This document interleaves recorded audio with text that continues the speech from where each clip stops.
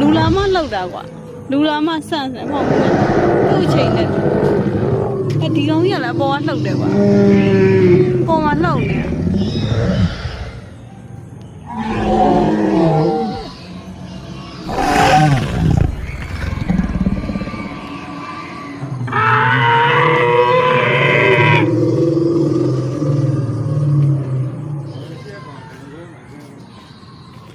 ရှေ့ကလူကဘာဖြစ်တယ်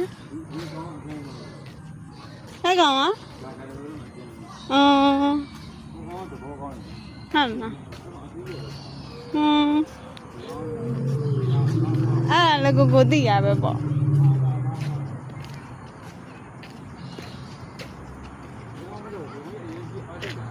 ဟာလှုပ်တယ်သူအဲ့ကြောင့်ကိုပြောလူလာမလှုပ်တာလို့သူဆန်စာထည့်တာထင်တယ်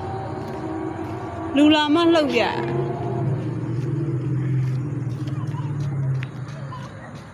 ကိုလက်ပိုက်လေဗီဒီယိုရိုက်တာဟိုဖြစ်သွားပြီ